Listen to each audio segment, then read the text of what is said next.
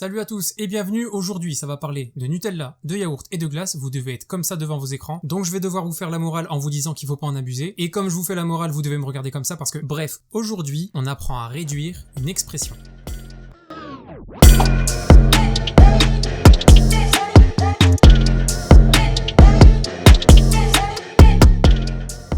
Alors pourquoi j'ai pris ces trois produits en exemple? C'est parce que quand on rentre du magasin, ces trois objets, on les met dans trois endroits différents.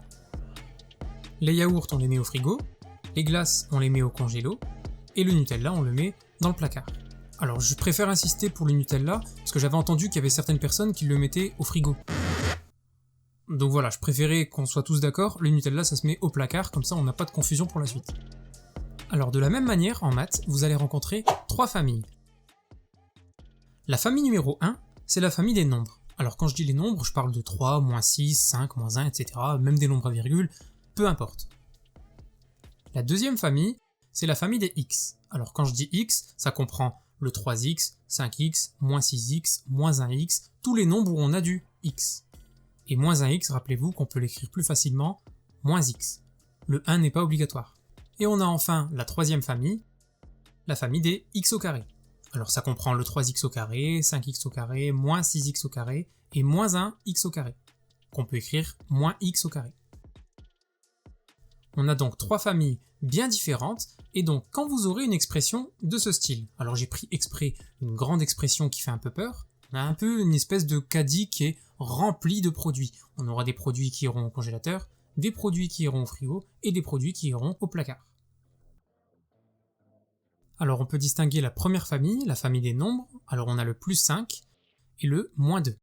Et vous avez bien vu que j'ai embarqué le signe qui est juste devant. Il faut jamais l'oublier, quand un nombre est positif, on a un plus, quand un nombre est négatif, il a un moins. Donc ça veut dire que le signe fait partie intégrante du nombre. Et ces nombres-là, on va prendre l'exemple du yaourt. Ces deux nombres-là iront au frigo. On ne va pas les mélanger avec les produits qui iront au congélateur ou qui iront au placard. Ensuite, en rose, on a la famille des x, donc le 6x et le plus 2x. Eux, ça correspondrait par exemple aux produits qu'on mettrait au placard, donc le pot de Nutella.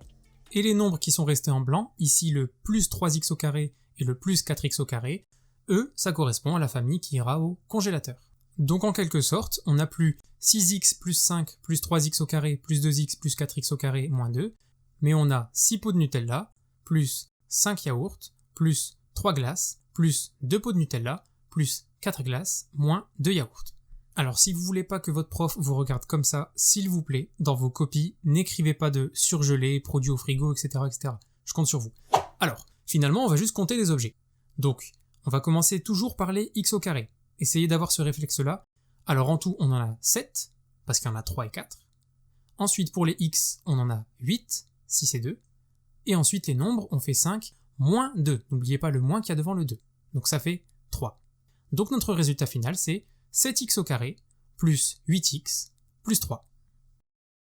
Donc voilà, dans cet épisode, on a appris à réduire, c'est-à-dire à simplifier une écriture en ligne.